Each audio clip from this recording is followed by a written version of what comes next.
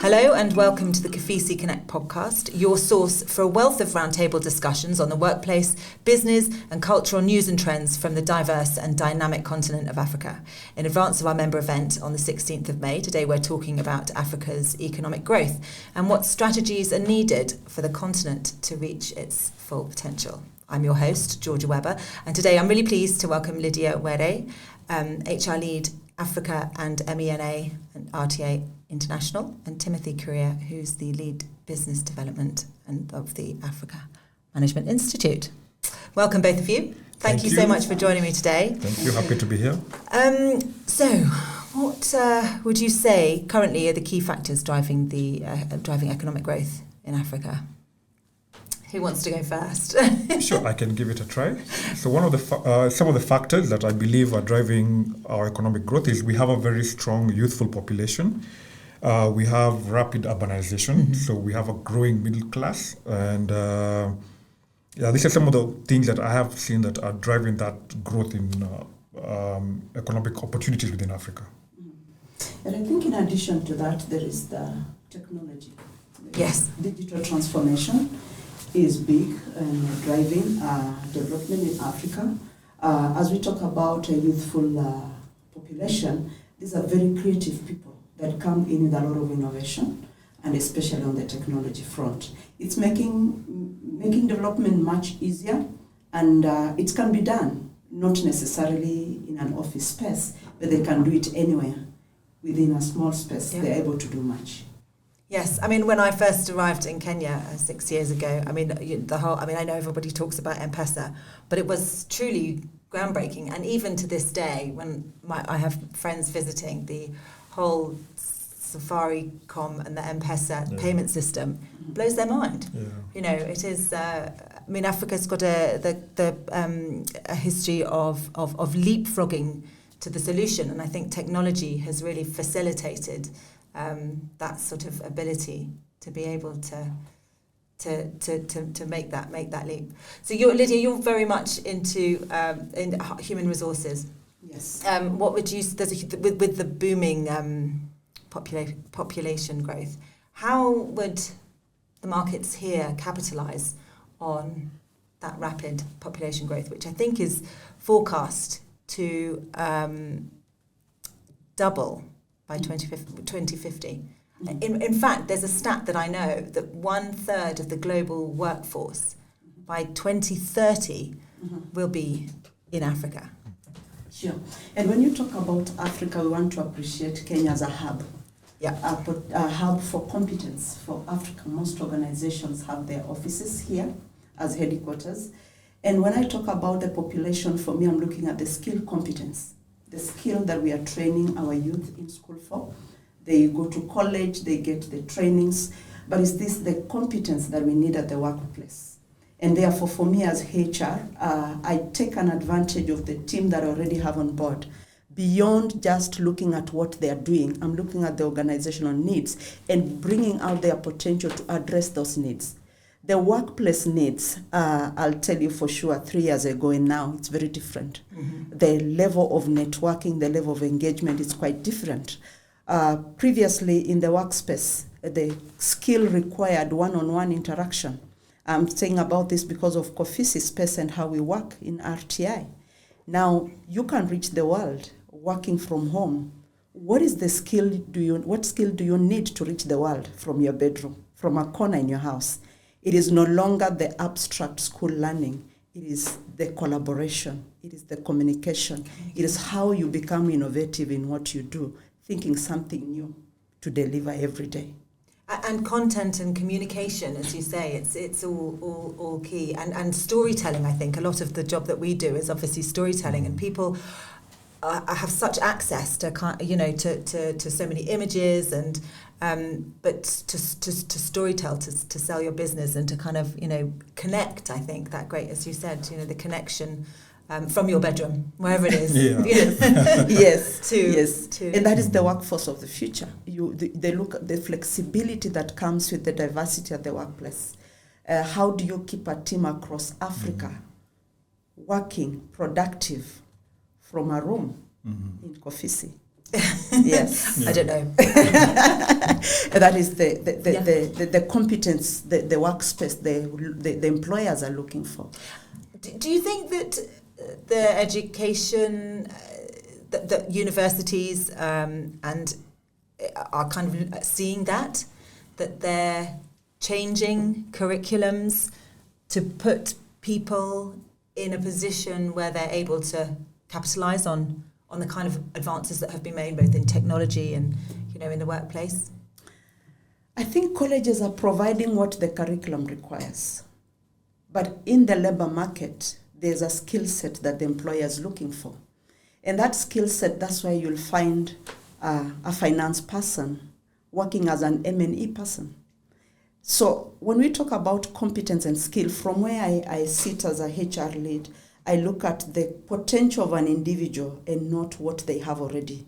I encourage team members to work up to their potential, not down to the JD. When you are recruited, it's about the JD, what is in there. But you realize you have a lot of potential beyond just being a teacher. You realize you are a researcher. Yeah. So that is what I'm looking for from a HR front. And I think at the moment in Africa, the employers are going out of the way to go out and mentor young people in schools. We have mentorship programs to be able to shape the competence as the curriculum gives you what is required for qualifications. We are shaping your thoughts of a career. So it's no longer about qualification. It is a career that impacts you, what you like doing. You wake up to that every day, and that just spikes innovation. Timothy, okay. Yeah. I would like to add to something you have said, actually very, very important, about our younger generation. And one of the things that I have been able to observe, prior to my role at AMI, I worked in the technology space for 4 years. And one of the beauty of it was watching how the young people would go beyond, as you talked about, even just beyond their JD, to be able to be ambitious, to want to grow and look at what next do I have to do to get to that next level in my life. Whether they are doing online writing, whether they're doing online jobs, there's a drive among the young people in Africa to be able to want to push themselves to that level. The business that I believe that will thrive in Africa in the future is one that does two things: invest in technology, the latest technology, and invest in your people. Meaning that you take your people and you further develop them to be able to continue growing. So the old way of how we just sort of separate them is no longer feasible in terms of businesses in Africa. We have a swelling of young people who are quickly adopting technologies, going beyond the universities to adopt courses from Microsoft and Google and Amazon, and now being able to come in and bring those skills to the workplace, right? And now the companies are now investing in these young people to be able to function within the environments of the work, and that is the future that we're seeing for Africa right now. So on both on human capital and on technology are where businesses are going to shine in Africa. So is that a business strategy you're recommending? Yes, I would say it is a way of thinking that I'm recommending in terms of both are vital in terms of how a business wants to be in the future. So where we stand right now, we stand at a sort of crossroad, right? In terms of we have a world that is rapidly evolving around us. And what do we do as people? What do we do as companies? How do we, for example, we've gone from working in offices to working in the home. We understand that right now we're getting a workforce who are more comfortable working remotely or working from different locations. So for example, like working from here in KOFISI. So what do you do about your investment in such a workforce? You can develop the people and you can absolutely adopt the technology. So that is the way, yeah. And how does that blueprint for Africa, how does that differ to, say, giving advice to somebody running a business in, I don't know, the global north somewhere? Why is that peculiar to this continent, would you say? Well, I think it's also an issue of perception. For the longest time, Africa hasn't really had that perception of being at the forefront in terms of adopting and driving technological change. But as you had mentioned earlier with M-Pesa and with what we're seeing a lot of the young people doing right now, we are a driving force in terms of driving technology adoption and technology just in terms of bringing solutions to our African problems, right? So developing our young people, developing our people in general, not only young people, but our people in general, to be able to take technology and use it to drive their business growth and drive solutions for Africans is where I think, is something that is worth commenting on and worth growing. I mean, fintech is a massive industry, especially here in Nairobi. What do people say to you, Lydia, when they come, or they're looking for jobs? Do they find that there are what are the specifics that is training, is that part of their remit? Is the workplace part of their considerations when they accept a job? Is it what are the factors, would you say, that is enabling people to sort of upskill themselves or find alternative, or they're looking for a career? Yes, as you ask that, it's just drawing me back to reflect, like 10 years ago, when somebody looked for a job, they looked for permanent and pensionable job. Sure. That is not the case now with the generation. They're looking for comfort. They're looking for flexibility. They look for accommodation. Will you accept me? Is there equity? So when we look at the ask for the employee at the moment, it is, are you able to accommodate me just the way I am? Because you're looking for skill, I'm bringing this skill, and can you accommodate me? And therefore, that's why you find many organizations, as Kuria has said, that they're looking at what is the flexibility in work arrangements. And that is the first question. And I'll tell you for sure, I'll give an example for several countries in Africa, like Rwanda, Nigeria, Kenya, and several more. The inflation, they'll ask for the package. Beyond the salary, what else are you providing for me? The benefits. And that's why we say the employee is the greatest asset. Any organization, actually the only asset, we say that in RTI. Because when we go out to solve problems, because RTI being a non-profit organization, we use science-based solutions to address critical problems in the world. And therefore, doing this, you will use people mind. The people will burn their midnight oil to create a solution. And that is the asset. And therefore, bringing this asset on board is not actually what you're offering, is what you're doing to maintain the asset. And how are businesses reacting to that? Do you find, are you finding that there's some resistance, or do you think that it's more common and businesses themselves are acknowledging that actually this is a valuable part of their kind of employment package? We still laid back a bit. I want to take a very bigger approach beyond the NGO terrain and say that because of the population, remember we started talking about population, there is a lot of labor to offer. But then what level of labor are you talking about? If it is in the manufacturing industry, there's quite a number of skill that you can actually find easily. But as you move up the ladder, leadership, that skill is not in the market. HR and any person who is a people manager will tell you that organizations are spending a lot on building leaders. And therefore, leaders at the workplace drive the agenda. They're able to determine. And therefore, it is important that every organization that wants to see a future invest in their leaders. And how do you do that? You have a succession plan. You have a development plan. You have a way of appreciating the team members to see growth. As the organization grow, people should see themselves growing as well. Are you seeing a sort of a bigger shift in diaspora coming back? Or are you seeing a larger exodus of some of the top talent leaving, would you say? Is that, I'm just, I've maybe you don't know the answer to that, but I was just interested in finding out whether you'd seen any shift in. Yes. I think I might not talk from a very critical scientific point of view on statistics, but there is a lot of exit of the middle-level labor, especially in Kenya and other countries in Africa. Every country is trying to bring back the intellectuals. And that's where you'll find that the workplace is very flexible for them to work even from a distance and deliver. Organizations are now looking at how do we localize our international staff. We have quite a number of our staff who we have localized. They might have dual citizenship, but we are considering how do they work with us in Kenya in particular, or maybe Nigeria, or maybe Zambia.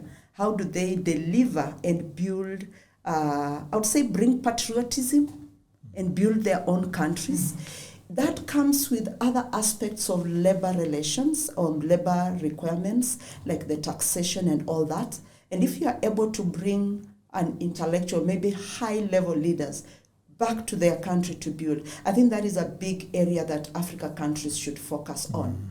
There is a lot of exodus of young people, as you've said, Kinuthia, to other countries, especially to the Middle East. They're moving to the Middle East. And why are they moving? Because the skill required for employers now is quite high level. And that skill has to be built. And that is the leadership skill. Yeah. Maybe, if I can add on that. The very good points you've actually mentioned about, first and foremost, the thinking that companies now need to adopt. You have spoken about how companies need to invest in developing their leaders and developing their people. What we have seen with the drain in terms of people, and I can talk from a technology perspective when I was in the industry, is we saw a lot of the multinationals now coming to the market. And when they came in and offered huge salaries that local companies were not offering. They came in and saw a market full of skilled young people and were able to pick them up, benefits that we, for example, local companies did not give. And that caused that movement in terms of young people. So young people now knew that I could easily work for multinationals, whether here or moving abroad, and be able to get better benefits than what I'm getting locally. What that means for organizations is that we now have to focus on developing our people. Meaning that we now have to go, for example, you can just not take somebody and expect them to be there for 30 years. What leadership or development plan do you then have for them? How can you take this young man and guarantee him that in 10 years, working for you, he'll be in a different position than he is right now? So so there's been that change still brought about by that exposure to international markets, international companies coming into our country to make that sort of difference here. So good all around, but it definitely does require our businesses to adopt the same thing. Human capital is key. She really emphasized it very well. At the center of any organization is your human capital. Take it and develop it. And then, so moving slightly away from the people question, what would you say are the specific challenges outside of human capital that business faces when operating here? Well, I mean, there might not be one. I can think of a few. Of course, there's the issue around infrastructure. So, of course, we definitely need to keep investing as African countries in our infrastructure to bring it up to par with businesses, with other countries abroad. Corruption is something that has also held us back in terms of what we need to do. I'm thinking of a third one. Sure. As he thinks of a third one, I also want to talk about legislation. Not just in Kenya, but across our Africa countries. The legislation we have, especially labor legislation, does not favor the investors. Yeah. And that alone puts the investor or the employer in a very difficult situation. Do I bring on board people, grow with them, or pick them when I need them? So that alone is a big area that we'd like to look at our legislators, to look at it from a policy point of view. When we want to grow a country, when we want to grow the continent, we have to have policies that favor the environment, especially the workplace environment. There are countries, I mean, if you look at Rwanda, that they're very favorable policies in place for business there. I mean, I know it's a very small country. Yes, you are right. And I would say that, like our operations in Rwanda, he mentioned something very important, like corruption. It's straightforward policy. This is the policy, work within this policy, and therefore the investors or employers can see. Know it. Yeah. They know the playground. It's level. But if it is other countries, you have the policy, but then tomorrow there's a different level ground. It's not level anymore. It's a different ground where you kicked for a goal, there is already a pillar of a wall, and you find that you're firefighting. You're firefighting, and you move your focus from the growth and now you just start serving you start serving what we call compliance. Yeah.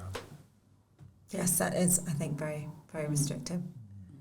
Did you think of your third thing, Timothy, or did you? Actually, it was government regulations. She's covered it perfectly. She read your mind. Yeah.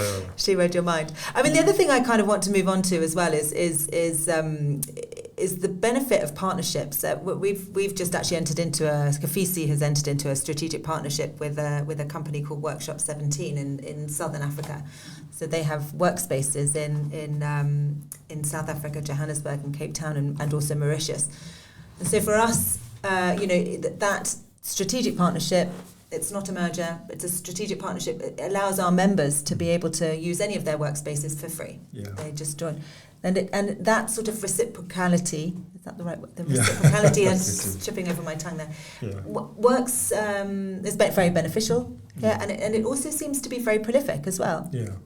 Partnerships are great because one of the things that they do, and we have experienced that at AMI, is that they help you navigate the complexities of the African market, right? Yeah. So you have different requirements, for example, in Kenya, as you would in Ghana, as you would in South Africa, for example. So it's great to see those kind of partnerships, and something that I would encourage a lot of organizations to do, or to be able to explore. NGOs, corporates, when you come into the African market, look at partnerships that can enable you to be able to grow rapidly and expand within the African market. For example, for AMI, we currently operate in 35 African countries, but it's been a journey the same way of partnerships, of discussions, of learning new markets. We learned that each market is unique in its own right.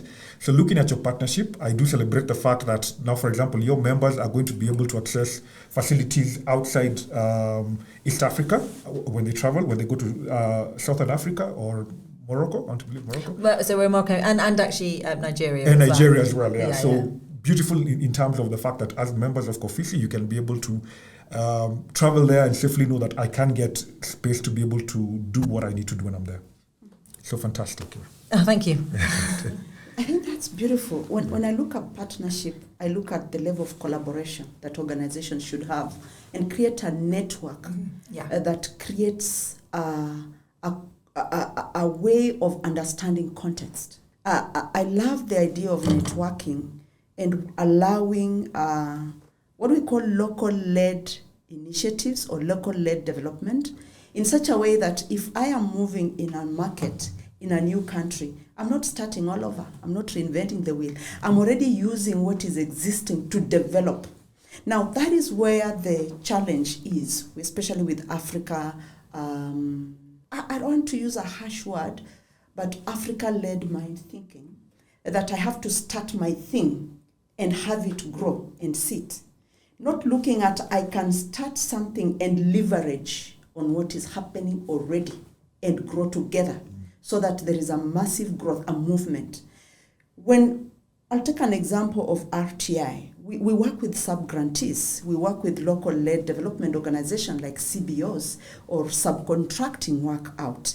If we are going to work in a location like Ethiopia, the market, the agricultural landscape, working with a local-led organization like a CBO and having subcontractors means that we are bringing context into what we are doing. We are bringing a development to a local initiative.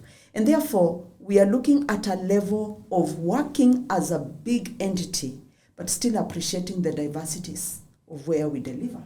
And therefore, when you talk of partnership, I see us bringing in the diversities, the inclusion of small organizations that needs to grow, and a sense of belonging of a bigger picture. So I agree with you, and I'm happy that KOFISI has offices all around Morocco, you said.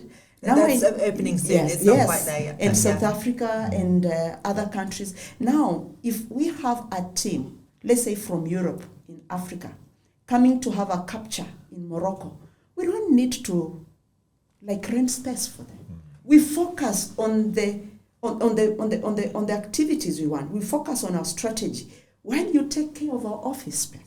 So we move in, we start working. We don't have to start going to the market, look for space, the internet, the desk. No, you've done that for us. And I think that is a bigger way of networking, just allowing specialization of specific areas organizations focusing on what they need to do and do it with excellence, and allow KOFISI to take care of the administrative bit of it. Yeah. Well, thank you for your support, Lydia. You mentioned something there as well, that just the diversity of Africa. So how do you think kind of local customs and local culture sort of have an influence on the different business practices?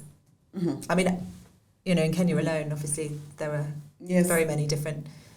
when we talk about diversity, in general, we talk about equity, diversity, and then we add on inclusion. In RTI, we add on belonging. You can have a diversity program, you can have equity, but if somebody doesn't feel a sense of belonging, that is not something they're part of. So when we talk about the diversity within the areas we deliver, like our programs, the communities we work with, even our clients, we want to create a sense of belonging of what we do. Do they have input? Do they feel there is transparency? Do they feel they benefit? Do they feel it's something that they are really, they are carried along with? Or is it just benefiting the organization that is serving them? So when we talk about that, I want us to always add on belonging, because belonging is what makes that local community feel they're part of what the NGO is doing. It's what makes the governments feel they're part of what the multinational NGOs are doing in their countries. It is what will make that little girl in class know that RTI is doing something that makes them grow into bigger careers. So company culture as well, as a in addition to your own local. Yes. Culture, Timothy. Yeah, I really love what you've talked about, especially the aspect of belonging, because it's something that we also do face as an organization that is spread across Africa. And I can tell you my experience right now in terms of how we do bring that sense of belonging. One of the things that we have purpose to do, especially, for example, in our programs, the programs that we currently run for managers and leaders, is the fact that we put them in classes with people from all across Africa.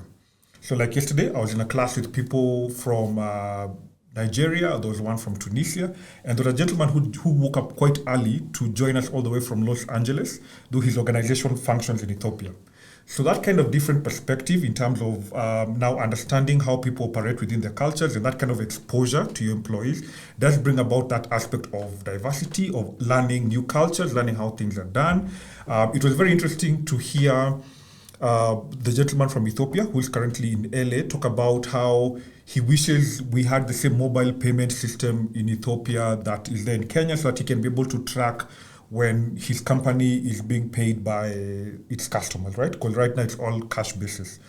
And that kind of difference, that kind of understanding just helps you now appreciate that there are different cultures. There's a way that they solve that problem in Ethiopia. So it's up to us to learn how is he handling it, how is he doing it, and allowing that to now be, to drive that perspective. Well, I was going to say that was, unless you've got anything else to add, Lydia. Yes, I think the organization culture is very important. And this culture should be communicated at all levels with the same intensity. In RTI, we have what we call the North Star. We have one RTI. It goes all the way to every staff during onboarding, during orientation. It's almost like a marriage. What home are you walking into? Yes. Are you ready to be part of the household? And once you have provided the orientation, the onboarding, when a new employee knows the kind of organization they're working with, they get integrated. Integration means that now they feel they are part and parcel of what is happening. So we say in RTI that we want to reach 1 billion people in 2030.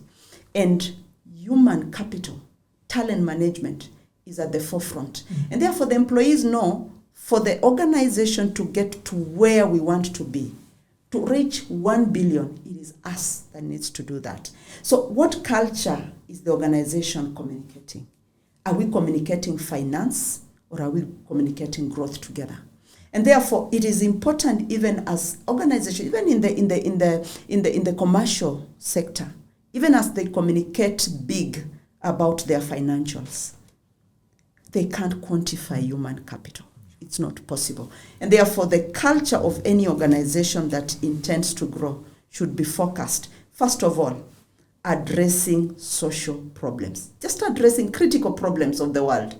Because if you start addressing problems, you're not looking for money. Money is looking for you. I'm telling you today, if somebody came and said, I can drain all the water in Nairobi today, we will pay him anything.